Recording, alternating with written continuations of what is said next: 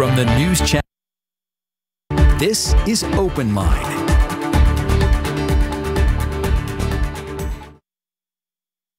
Hello, everyone. Welcome to Open Line. It is Wednesday, July 22nd. Glad you are with us. You're with us as we debut our new graphics, you may notice. I'm told they're cleaner and they're a lot more blue. So you'll notice our new graphics and also a little new top of the show, so that's nice as well. Tonight, we are not talking coronavirus. We are talking taxes. We are talking the property tax increase that is taking effect here in Nashville. Last week, we talked to somebody from No Tax for Nashville. They were in the middle of a petition drive to recall the mayor and others who supported it. That drive did not pass. It did not succeed. But tonight we have somebody with the Nashville Taxpayer Protection Act. So we're going to talk about that. He is opposed to the property tax increase. And happy to have with us via Zoom, because that's where all our guests are now, via Zoom, Jim Roberts. And he is an attorney who's been on the show before. Mr. Roberts, thank you for coming on from your office, right? Is that your office? I'm at my office. It's a little messy. I'm sorry, but... Well, I appreciate the lighting. You have good lighting, and I think you're ready to go. So we've had you on before talking about the fairgrounds, right? But this is different. Totally different. They're not related at all. This is the act. It's just something that I'd been thinking about for about 10 years, and when Mayor Cooper came forward with his 32, now 34% tax increase, people started calling me and they said, "Hey, we remember that idea that you once had." And I said, "Well, I'm still working on it." And that's the Protection Act sort of came to life. It was sort of dormant, and people started coming out of the woodwork wanting to get behind trying to repeal this terrible tax. And now we had, as I said at the top of the show last week, we had No Tax for Nash, a spokesperson with that on. You are separate, right? Are you affiliated? We were absolutely separate. I think great minds might think alike. I know some of the people involved in it, and I sort of understand what they were trying to do. But truthfully, we came from different origins. I had already been working on this weeks before I ran across the folks that were behind the No Tax for Nash movement. They're good folks, and I just didn't think that was the mechanism that we needed to repeal this tax. I felt like what Mayor Cooper did and the council was really a symptom of the problem with what's going on in Metro, more than personally being like bad people or something. So No Tax for Nash was doing signatures. They're raising signatures. They needed 60-some-odd thousand signatures, and then there would be a recall election to recall council members and the mayor. That did not pass in this first round. It did not pass. What is it you are doing, and what is it you need to make it happen? Well, the Nashville Taxpayer Protection Act actually does several different things. And what we're doing is collecting signatures to put that amendment to the Metro Charter on the ballot so people can vote on it. And part of what they're voting on is a repeal of that 34% tax increase. Going to cap it at 2% a year, what the Metro Council can increase it. But it's also going to do a lot of sort of rein in Metro spending. I mean, one of the things that we've had 10 years basically of unbelievable growth in this city. We've had unbelievable, but unfortunately we've had unbelievable growth, or more growth, and expenses. We have no rainy day fund. We have nothing set aside. Our expenditure levels are way beyond cities of comparable size. We've had The only way you're going to rein that in is to rein in the ability to spend money, and that's sort of what this does. It doesn't solve every problem with Metro, and we'll come back in a couple of years and solve a few. Right now, we're trying to limit the ability to issue bonds for crazy things. We're $3.6 billion in debt. We don't need to be issuing more bonds for non-core governmental functions. We need to not give away our free lands. In the last couple of years, we've given away tens of millions of dollars in land to developers with getting nothing in exchange. And if we're going to give away our parks, and if we're going to give away our greenways and public lands, we'll at least get full value for them. Now, I feel like in some ways, these are things that were discussed in the last mayoral race. Jim Cooper agreed with a lot of the things that you're saying, that we had poor spending, from a couple of mayors, and what you have here, what we have now, is something that is a bit unique. we can relitigate the whole thing about the tax incentives and that kind of thing, and I think Jim Cooper would be the first to say that our rainy day fund is abysmal and we've made a ton of mistakes. But here we now sit in the middle of a pandemic, where as a result of that pandemic we had to shut down revenue generating downtown Nashville for a period of time. And even now businesses aren't generating the kind of revenue that is needed to sustain our government. And so is it responsible to say that you cannot raise taxes any more than 2% when there may be an emergency completely unforeseen? Well, remember, this doesn't say they can't raise it more than 2%. It says they can't raise it more than 2% without going to the people and asking for a voter. What Cooper has to do is go to the people and say, hey, this is an emergency. You know, we've got to have something. What we've seen in the last 60 days was another $100 million in spending put on top of a deficit budget with a 34% tax increase to fill the. Just recently, in the last couple of days, the sales tax revenue numbers have come out that show that we didn't really even need a 34% tax increase. An expert on the Metro budget, but my understanding is the surplus of tax revenue would have reduced that rate from 34% to maybe as low as 14 or 15%. Why aren't they doing that? If our tax revenue is a lot higher than we thought, why isn't the council to meet and amend that budget and drop that property tax increase? What they're going to do is just spend that money. And unfortunately, that is a systemic problem of government. The more money you give them, the more money they spend. Well, as I understand it, this budget calls for the finance director to report to the council by, I believe, August 15th what the situation is. But the concern, I think, is that we don't know, Metro doesn't know if it's going to have to shut down businesses again. It's a very uncertain time. And so it may not be prudent to suddenly cut the increase. Might be what they would say.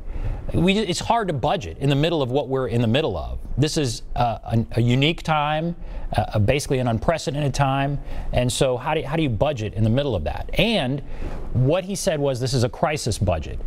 If we were not to raise taxes, or if we were to raise taxes by a less amount, we would have to lay off a lot of Metro employees.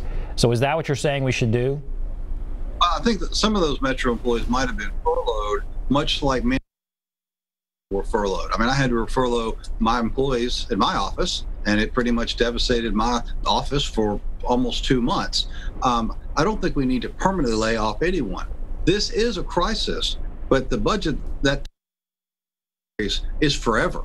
It's not a crisis. If Mayor Cooper had come forward and said, hey, we need a 1-year tax increase to shore up a crisis budget, I think people would have been a lot more understanding and accepting of that. But instead, it's never going to go away. And that's the problem. The problem here is spending out of control straight. It's not going to end. And we've had 10 years of exceptional growth in this city, and we have nothing to show for it. That we haven't, you know, we've just wasted, we squandered this opportunity. Now, I personally, I mean, I think, and a lot of people believe that raising taxes in a bad economy is the absolute worst thing you can do. We have to grow our way out of this. We've got to open these businesses, generate tax revenue. Putting all our businesses out of business, running the city into bankruptcy isn't going to help us. And that's what more spending and higher taxes is going to do. The burden on our businesses is huge. I mean, look around our city, how many businesses are closed? And ask yourself, are they coming back? Are those jobs coming back? Are those taxes coming back? Those people, employees, pay taxes. And if those jobs are gone, then we've devastated the financial base of this city. And that's what raising taxes in a crisis. It's the exact opposite of what we should be doing. And when the Would you support raising taxes in good times? Well, I probably guess raising taxes at all times, but taxes are necessary. The way our property tax system works, it doesn't track inflation very well. And that's why this provision doesn't say you can't raise taxes at all. It limits it to a small amount that will track much closer to inflation. And my hope is that the Metro Council will come in on a yearly basis and say, we need to adjust the tax rate to follow inflation. We'll have responsible planning, we'll have responsible forecasting. But trying to be a no tax council person and wait and then jack up the rate 15, 20, 30% every 10 years, it's just irresponsible. You don't do that in your own home. You don't do that in your own business. And yet we've created these unfortunate incentives in government to do that. You're saying raise the property tax about 2% a year. Is that what you're saying we should be doing?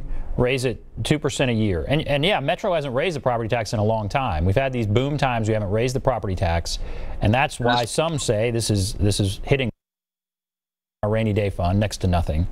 And then the other argument is because we haven't raised it in a long time, our tax rate is still lower. Even with this large increase, 34%, it's still lower than comparable cities. Well, it is lower than some comparable cities. Our metro budget is extraordinarily high compared to comparable cities. There are other cities of roughly the same size as Metro that has budgets that are 40, 50% of ours. We have a very high spending government. And maybe that's a good thing and maybe that's a bad thing, but there is a lot of room to reduce the size of the Nashville government to make it more responsive to the people. Spending money on showplace type of venues. Did we really need a new Greer Stadium? Well, or a new stadium to replace Greer? Greer was a great stadium. It was a wonderful place for people to take their families. Yes, the new stadium is very nice. It's very you're talking about the Nashville Sounds, right? Is that what you're talking about, the Sound Stadium? But did we really have to do that? We wanted to do it. I understand wanting, but it's, Christmas is over. It's time for responsible fiscal management. It's time to focus on what's more important. There's a feeling in this town, I really believe, that we're more interested in Amazon than Antioch. We're more interested in bringing in new businesses than protecting the existing businesses. And I think that's unfortunate, and I think that's a symptom of the problem, and we're trying to address that. And I think that could be argued, and it could be very well argued based on the election results, because that was basically what Jim Cooper said. What is different is what has happened since that election. The tornado, sure, and now this pandemic.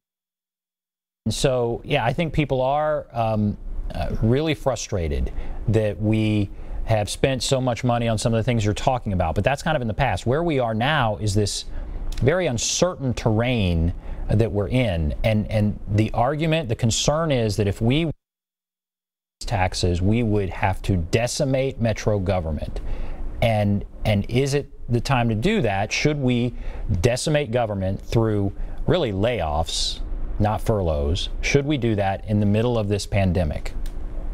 Well, I think there's going to be a lot of scare talk like that. Really, the opposition to this. But remember, there is an open valve here. All the mayor would have to do, really, is come forward and say, look, yes, sales tax were a lot higher, but we're going to need some sort of 1 year limited sunsetted tax increase. And I trust him on that. But that's not what we got. What we got was more spending. My understanding is about $107 million in additional new spending and a 34% tax increase to pay for the new spending and the gap. Really a gap because the sales tax revenue came in higher. So we were not really, I don't feel like, shown the real cards of Metro's financial position. I sincerely, the mayor will sit down with the council, maybe in August, and look at the revenues that have come in, and I hope that they'll take some affirmative steps to do the right thing. I'm not optimistic, but I certainly hope. Let's go over again what your proposal would do. So you need how many signatures, and when would it go on the ballot? It's the number of signatures is based on how many people vote on August 6th, or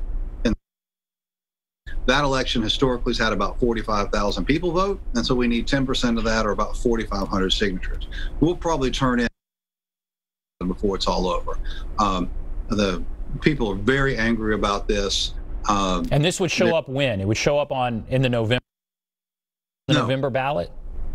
Because of a position taken by Metro Legal actually a couple of years back, we cannot have the election on the November ballot. It has to be later. And so to keep it in the year before the tax increase goes into effect, we set it for December 5th. That's unfortunate, but that's a position Metro took, and that's where we are. So there would have to be a special election. Is that what you're saying? There would have to be a special election. Ballot initiatives have to be that way. Mm-hmm. So a special election in December, should you get the required signatures, and then we would have a special election, and walk us through what the Taxpayer Protection Act would do. It does, again, several things. It limits the amount they can raise the property taxes. Now, they can raise other types of taxes. It limits the ability to issue bonds for what are basically what people call non-core governmental functions. They need to build educational classrooms or police stations or fire stations. That's fine. But if they want to do show places and extravagant, things for ribbon cutting, they're going to have to run it by the people first. If it's more, it says if we have any sort of professional sports team that we spend a lot of money on and they leave, then we get whatever money we spent back. Just things like that. Well, the biggest thing we were concerned about, other than the property taxes, is the giving away of public land. So there's a park near where I live that Metro gave away, took from a neighborhood, and the neighbors sued us. Gone now. It was given away to a private institution. I was concerned that we don't, they're giving away public assets really for no good reason. That needs to stop. Or if it's going to happen, it needs to have more. That's really the transparency issue. And the last part of the Taxpayer Protection Act tries to strengthen the Open Records Act. Always one of the problems with government is they hide things. They keep things secret, they delay, they stall, and it's hard to get information out of the government oftentimes until it's too late. And so we tried to strengthen the Open Records Act. All of these things are really almost libertarian in nature. They're designed to be simple, common sense, the kind of things that sure, there's always going to be some people that nitpick, but all right, the feedback that we've gotten is about 95% of the people think every one of these is a great idea once they read them, once they understand them. And, well, okay, let's further understand. So let's say you get the signatures. You get 45 is the percentage of the vote that comes out in the primary. You get the signatures, and you have a vote in December, right? It's on the ballot, and there's a vote. And let's say you win. What happens to this? Does it? Are you saying it repeals the 34%? It would repeal the 34% tax back down to 2%. And so what would that do to our budget? In the middle of the year, what would that do? Well, what we think will happen is, based on the additional sales tax revenue that's just been reported, that should take care of about 20%. There is a proposal I know from a couple of councilmen to do a small wheel tax, and they should be able to make this up with other taxes that are much more visible to the people. I mean, a property tax is so painful to the poor and the elderly, and it's one of the worst forms of taxation. I mean, you want to think, oh, well, only rich people get hit. It's poor people that get hit the hardest. When you hear people talking about... Don't poor people get hit by a wheel tax? No, I think one of the councilmen had proposed a possible wheel tax. There are other ways to raise any additional revenue that's needed. And this doesn't say they can't do that. Mayor Cooper really feels like a property tax is necessary, and he believes that in his heart. Then he needs to go to the people and say, we need this property tax, and get the people to support it and vote for it. He won with 70% of the vote. You would think that he might have the political capital. He does have a good reputation of being fiscally responsible. Use some of that political capital to go to the people of Nashville and convince them that they need a smaller one-year property tax increase to make up for the situation. And just so that I understand, I mean, logistically here, so you're saying we would vote on this in December. Then it would lower the property tax increase from right now it's 34% to 2%. You're saying then Mayor Cooper could go back. Is that what you're saying? Go back with another vote, I guess before when? February, when property taxes are due, but go back with another vote, or just raise the wheel tax to a huge level. I mean, or just make massive cuts to Metro government. But in December, we would have to scramble to do something dramatic, right? Remember, the property tax that are due in February are for the prior year. So this new tax increase will take effect in the next year, and so it won't really be. It'll be 15 months before people have to pay it. So there's plenty of time. So we're not really that should not be a concern to anyone. And it's going to take some action. I mean, it's going to. They sort of ran this budget through people, all over people is a better way of saying it. This may take a little bit more deliberation. This may take a little bit more unity and a little bit more leadership to get this issue. There's also, don't forget, we may be getting a subsidized for the COVID issues. We may be getting state money. We've already gotten additional tax revenue we weren't anticipating. Things have changed, and they continue to change. And so fear-mongering of what may happen that's not a reason not to do this. Let's wait till we get to December. Let the population decide. We get to December, we may find that our tax revenues have gone up considerably and the tax is not even needed, or perhaps a very small cut in governmental functions, not laying off thousands of people, need to be laid off. And that might be enough to make up the difference. This is one of those things that takes leadership. And I trust that Mayor Cooper could do this. And unfortunately, he's being forced to do it. All right. Let's take some calls. Let's go to Jenny. Hello, Jenny. Hi, Ben. How are you? Hi, I'm doing well. How are you? I'm very well, thank you. What's on your mind? Well, I am actually a council member for District 16 here in Nashville, and I feel like a lot of what's being said here shows a fundamental misunderstanding of the entire budgeting process here. There was actually no choice in terms of the tax increase. We had a choice of either $1 or $1.06. The state comptroller made it very clear to the Metro Council to address a point made by your guest about the rainy day fund, that we had to come up with a budget that fully funded our rainy day fund, as well as structurally sound things within our budget, or the state would take over the city of Nashville. And the only way to meet that by the state comptroller was to raise the taxes a minimum of $1 per $100 of assessed value. So there, in having a tax increase, we developed our budgets in the budgeting process in council based on case scenario, in case everything fell apart due to the tornado and COVID and all the unknowns that we had, knowing that we have until September 1st to adjust that tax rate based on new information about revenues coming into the city. The finance director told us last night at our that sales tax revenues have higher than was anticipated. We are hoping that continues, but COVID is now increasing at immeasurable rates here in Nashville and in the state of Tennessee, and no one is willing at this point to commit our future and what we do as a city rate before we know what we are really going to face. We had to do what we did for the future of the city. We did it knowing that we have some leeway in terms of changing that rate based on new information as we get it.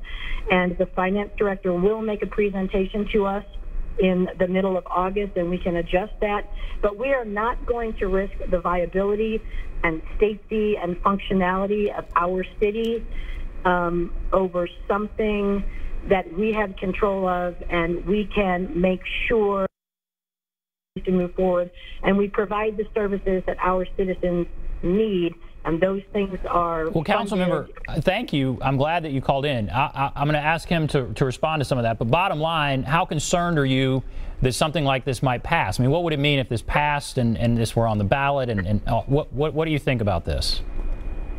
Quite frankly, I don't think that it will pass, because the citizens of Nashville realize that John Cooper and the Metro Council are the epitome of representative democracy. And if there's anything that I have learned being in an office is that things look different when you're out on the outside as opposed to when you're on the inside.